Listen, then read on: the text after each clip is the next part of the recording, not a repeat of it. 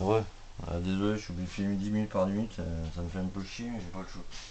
Pour l'instant, en attendant la paye, je suis obligé. Alors, veuillez m'en excuser déjà.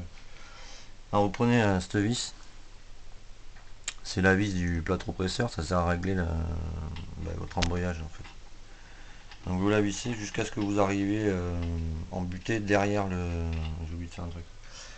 Derrière, vous repoussez déjà le. Non, c'est bon, les pousser. La tige poussoir qui est de l'autre côté. Donc, vous le vissez à la main, tranquillement. Jusque ce que ça arrive. Jusque ce que. Voilà. Enfin, faut que ça arrive en butée de l'autre côté quoi. Et que vous sentez que ça force, vous arrêtez quoi. Vous vissez, vous vissez. Ah, là je suis contre. Alors il y a deux solutions. Chacun voit comment il veut son embrayage quoi. Sur les nouveaux TZR, moi j'ai une autre vis si vous voulez ici là. Non, comme ça. Je vais vous expliquer ça d'abord. Moi j'ai deux réglages en fait, même trois. J'ai le premier réglage ici, j'ai un autre réglage en bas en fait, j'ai le câble qui arrive qui se prend à la biellette en fait, et avant la biellette j'ai une tige comme ça avec un écrou et un contre-écrou, c'est pour me tendre le câble en fait. Et le troisième réglage c'est à la poignée quoi. Et maintenant j'ai vu sur les nouveaux TZR pardon, il y a ce réglage ici et à la poignée quoi. Ils se sont dit on va pas se prendre la tête quoi. Donc bon, alors je vais vous expliquer comme ça. Alors vous fissez, vous arrivez en butée, la claque. Soit vous dévissez d'un quart de tour, et on est d'accord, ça va vous laisser un vide. Alors moi ce que je fais, je le laisse en butée comme ça. Ensuite, je prends ce charmant petit boulon, n'est-ce pas? On le visse dessus, tranquillement, parce qu'il va falloir le serrer tout en tenant la vis. Et je peux vous dire, c'est assez chiant. Alors ça, je crois que c'est du 19, si je me trompe pas. Ouais, 19. Alors pour être sûr, on a vis un quart. Le tournevis, s'il vous plaît. Alors, moi je suis un peu maniaque. Hein. Je crois que maintenant vous le savez à force. Ouais, c'est dévissé. Ah, là je suis embuté. Donc, on visse ça tranquillement. Là. Ensuite, on prend cette charmante petite clé de 19. On prend son petit boulon. On bloque la vis pour pas qu'elle se dévisse forcément. N'y allez pas comme des oufs, hein, ça sert à rien. Ah, forcément, on lui tourne. C'est juste histoire de bloquer. Après, je vais serrer. Comme ça serait mieux. Après, je vais serrer mieux. Quoi. Histoire de bloquer la vis qu'elle tombe pas. Quoi. Sinon, ça fausse tout. Quoi. On va tenir. J'ai plus mes gants, je sais pas où ils sont. Quoi. Donc, je prends des vieux chiffons, des trucs comme ça. Voilà, vous serrez. Voilà. Si, il est là-bas le petit. Bon, c'est pas le bon sens. Hein. Alors, désolé. Je sais que le gant n'est pas dans le bon sens, mais ça m'évitera de me défoncer les doigts. Comme un con. Voilà. Et alors là, je vais vous montrer. Que vous compreniez pourquoi je fais ça. Alors, ce que je vous disais, c'est quoi? Alors là, il y a la billette, n'est-ce pas? Hein, rayon buquet, vous voyez, vous entendez? En fait, c'est le. Quand vous poussez ça, ça pousse la barre, ça pousse la bille, ça pousse la tige poussoir qui agit sur le plateau presseur et ça bouge comme ça. Donc on va voir ce que ça donne. Attendez, je vais vous mettre comme ça.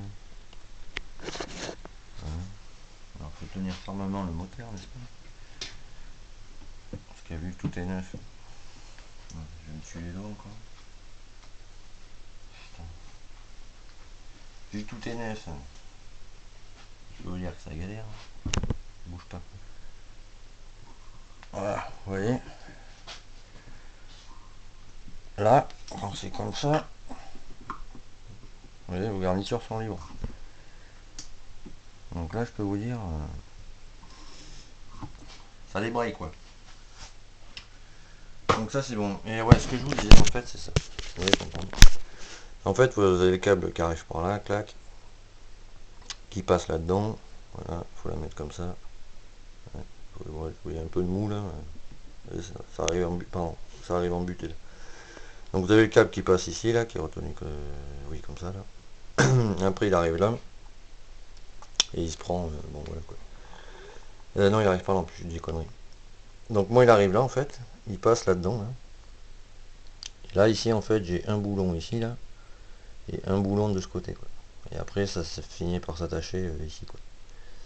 Et en fait voilà, j'ai trois réglages moi. J'ai le réglage à la poignée, le réglage ici, et le réglage là quoi. Donc ce qu'il faut faire quand vous avez ça, voire deux réglages, vous réglez d'abord ici. Et une fois que vous avez réglé ici, si vous n'avez pas de boulon, ben vous réglez la poignée quoi.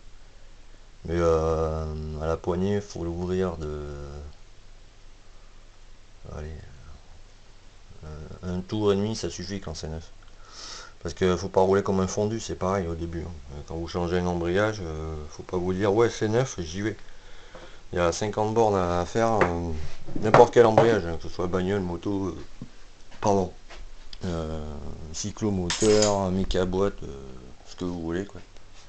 Il y a un rodage à faire quoi. Sauf pour la compétition. Je précise à chaque fois parce que je sais déjà qu'ils vont me faire ouais mais t'es un con. Sur ces moteurs ça se rôde pas, c'est en Kevlar, machin. Bah si mon ami ça se rôde. En Kevlar ça aussi. Bon bref. Et donc voilà, donc ça se rôde, faut faire 50 bornes en fait. Et en fait faut pas monter haut dans les tours quoi. Vous pouvez monter mais pas, faut pas la faire couiner comme un fou quoi si vous voulez. Sinon ça va vous le bouffer quoi. Et bah, si vous voulez l'embrayage il tourne comme ça. On est d'accord, ça tourne. Et si vous roulez comme un fou, n'est-ce pas, ils vont pas avoir le temps de prendre leur place. Et sur toute le... Où est-ce que je vais vous montrer. Celui-là, il a même pas fait... voilà quoi. Et en fait, si vous voulez, quand votre embrayage il va tourner, si vous roulez comme un ouf, n'est-ce pas, ça va bouffer toutes les garnitures, quoi, vous voyez. Et du coup, bon, vous pouvez le jeter après, quoi. Donc si vous mettez un embrayage à... ouais, un bon embrayage, faut compter 60 balles, hein, sans l'huile ni rien, quoi. Juste les garnitures et le disque lisse, quoi. 60 balles, premier prix d'un bon embrayage, quoi. Tout ce qui est en dessous de 60 balles, faut éviter, quoi. À part si vous êtes débridé, quoi. Et encore, bon, je le conseille pas trop, quoi. Enfin, non, je le conseille pas du tout. Vaut mieux investir dans un bon embrayage. Je vous dis tout ce qui est... il y a Voca, ils font des bons embrayages en Kevlar. Voca, qu'est-ce qu'il y a encore? Bon, je passe quand vous avez un moteur, une bonne prépa, c'est sûr, vous mettez du bidalo, pas mal, tout ça quoi. Mais après, il y a quoi? Il y a Voca qui fait des bons trucs, Doppler aussi. Il y a Nufren, ils font les compétitions moto, donc bon, ils sont calés là-dedans. C'est leur boulot quoi. Donc voilà. Bon là après, ce que je vais faire, qu'est-ce que je vais faire? J'ai pas le cache encore, donc ça je pense, je vais juste mettre le cache, voilà. Je vais monter le cylindre, je pense.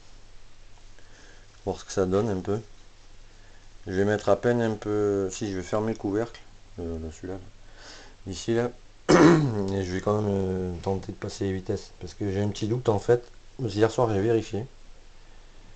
Sur les dires de certaines personnes. Et en fait, ce coup de face, il m'a envoyé ça en me disant que c'était... que c'était le bon arbre sélecteur pour cette machine. Enfin, pour ce moteur. Sauf que ça c'est pour 2008, vous voyez. Et comme je vous avais dit, il n'y a pas les tétines. Donc j'ai un petit doute. Bon, je verrai, je suis plus à ça près. Sur ce, bon, ben à plus tard. Hein. Et puis bon dimanche les gars.